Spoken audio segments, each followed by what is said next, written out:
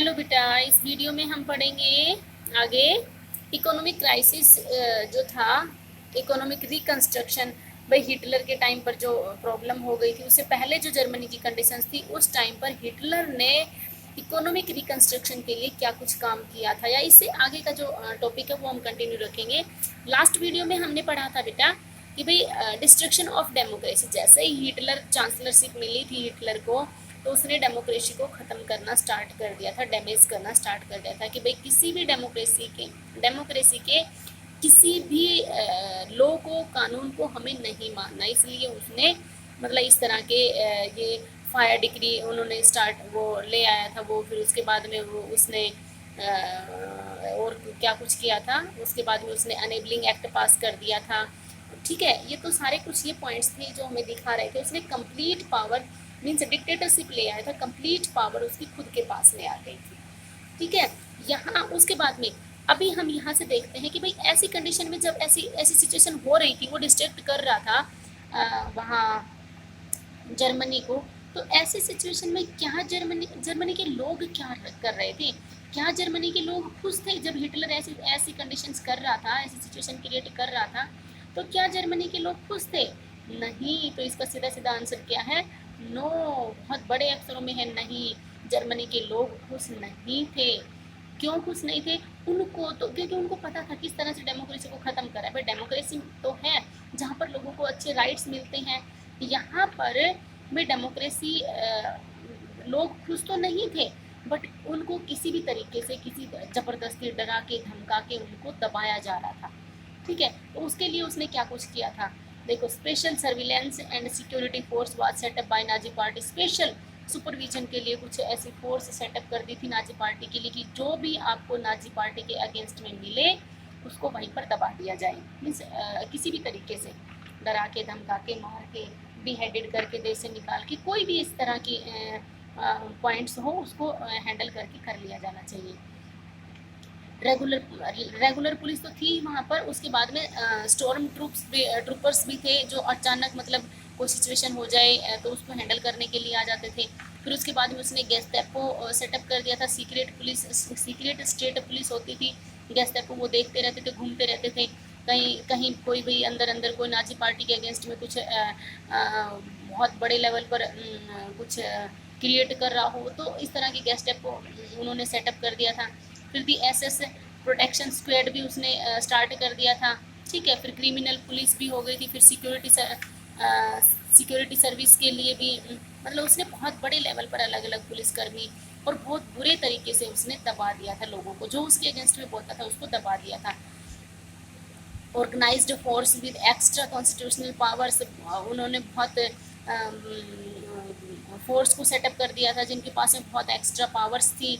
ठीक है, Nazi state and decreed the criminal state, और नाजी और उन्होंने जो ये फोर्स को सेटअप किया था वो भी नाजी के अगेंस्ट में जो भी अगर इस तरह की एक्टिविटी कर रहा है तो उसको दबाने के लिए उन्होंने ऐसा सेटअप कर दिया था। टॉर्चर करते थे, अरेस्ट करते थे लोगों को बिना किसी प्रोसीजर के। ठीक है, तो ये तो थी हिटलर ने कि किस तरह से, ये एक ही टॉपिक है बेटा आपकी बुक में, एक पेज में दे रखा है। तो यहाँ तो एक तो है कि भाई डिस्ट्रक्शन किस तरह से हुआ डेमोक्रेसी का हिटलर के टाइम पर। फिर उसके बाद में हिटलर ने रिकंस्ट्रक्शन किस तरह से किया। अब रिकंस्ट्रक्शन में हम क्या क्या पढ़ेंगे, देखो अलग अलग पॉइंट पढ़ेंगे। देखो यहाँ पर हिटलर, ये वन वर्ड के लिए बहुत इंपॉर्टेंट है। हिटलर का जो इकोनॉमिस्ट था, इकोनॉमिक सलाहकार था उसका, कोई तो बेटा इसको प्रोनाउंसिएशन देखना, कोई तो इसको हजमलर सचत बोलता है, सचत, कोई एच है, कोई एच इसको साइलेंट बोल दिया जाता है, तो जलमर सचत बोला जाता है। ठीक है, जो भी हो आप देख लेना। ये क्वेश्चन यहाँ पर ये है कि what was done by him, means इनके द्वारा, हजमलर के द्वारा क्या किया गया था जर्मनी में कि इकोनॉमिक कंडीशंस को रिक्रिएशन या इकोनॉमिक कंस्ट्रक्शन को रिक्रिएट किया था। ठीक है, तो उनका काम क्या था कि प्रोडक्शन को बढ़ाना। ये हालांकि ज़्यादा इंपॉर्टेंट नहीं है, बट हम अगर कॉमनली आ जाए तो लिख सकते हैं कि भी इन्होंने प्रोडक्शन को बढ़ाया, एम्प्लॉयमेंट की, भाई प्रोडक्शन बढ़ाएंगे तो एम्प्लॉयमेंट मिलेगा हमारे यहाँ के लोगों को, उसके साथ साथ में वहाँ पर मतलब हमारे देश का डेवलपमेंट भी होगा और स्टेट गवर्नमेंट के द्वारा ही फंड देने के बाद में ही वहाँ पर क्रिएशन प्रोग्राम चलाए जाएंगे, जिससे प्रोडक्शन भी बढ़ेगा और लोगों को एम्प्लॉयमेंट भी मिलेगा। जैसे वहाँ पर इसी का सबसे बेस्ट एग्जाम्पल है कि प्रोसीजर जर्मनी में सुपर हाईवेज बनाए गए थे, ठीक है। तो सुपर हाईवे बनाए गए, जिसकी वजह से जर्मनी का डेवलपमेंट हुआ, वहाँ के लोगों को काम मिला, ठीक है।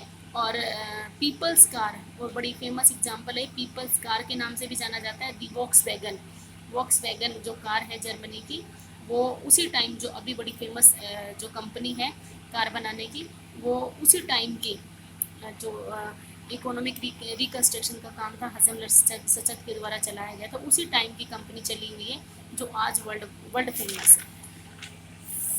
ये तो हो गए थे बेटा इकोनॉमिक रिकन्स्ट्रक्शन किस तरह से किया था। अब उसके बाद में सेकंड पॉइंट आता है पॉलिटिकल रिकन्स्ट्रक्शन, या तो इसको पॉलिटिकल रिकन्स्ट्रक्शन के नाम से पूछा जा सकता है, और मोस्ट क्वेश्चन है ये फॉरेन पॉलिसीज ऑफ हिटलर। मैं हिटलर की फॉरेन पॉलिसीज को एक्सप्लेन की थी, फॉरेन पॉलिसीज में हिटलर ने क्या कुछ किया था, फॉरेन पॉलिसीज कैसे बनाई थी, ठीक है। तो वो क्या था देखा, ही पुल्ड जर्मनी आउट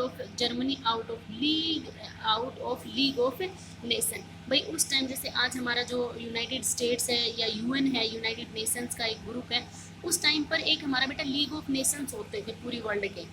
तो सबसे पहले जर्मनी ने अपने आप को क्या किया, उससे बाहर किया, ही pulled out Germany out from league of nation से सबसे पहले जर्मनी को बाहर किया। और ईयर कब 1933 में, 1933 में ही तो वो चांसलर बना था, और बनते ही उसने क्या किया, जर्मनी को उस लीग ऑफ नेशन से बाहर किया। रीऑक्युपाइड द राइनलैंड इन 1936, राइनलैंड का जो एरिया था उसको क्या किया बेटा, 1936 में उसने अपने एरिया को रीऑक्युपाइड कर लिया, वापस ले लिया। और फिर उसके बाद में next integrated Austria and Germany 1938, Austria और जर्मनी को उसने क्या किया बेटा, ऑस्ट्रिया और जर्मनी को उसने 1938 में री इंटीग्रेट कर लिया, मिला लिया था। और किस नारे पर मिलाया था, one people one empire and one leader policy पर उसने ऑस्ट्रिया और जर्मनी को मिला लिया था, ठीक है। He captured German speaking Sudetenland from Czechoslovakia का कुछ एरिया था, देखो यहाँ है आपकी बुक में, जो ये है बेटा, ये यूगोस्लाविया और ये स्लोवाकिया। तो ये पहले चेकोस्लोवाकिया, और इसी के आसपास का यहाँ का जो एक एरिया था स्टूडेंट लैंड, और उसी स्टूडेंट लैंड को इसने अपने जर्मनी में मिला लिया था, क्योंकि वो जो स्टूडेंट लैंड था वो जर्मन स्पीकर्स लोग रहते थे वहाँ पर, और जो जर्मन्स को बहुत सपोर्ट करते थे, ठीक है। और उसी में फॉरेन पॉलिसीज में ही इसने हिटलर इन्वेडेड, और हिटलर ने पोलैंड पर 1939 में चढ़ाई कर दी थी, और उसी की एवज में वर्ल्ड वार सेकेंड स्टार्ट हो गया था।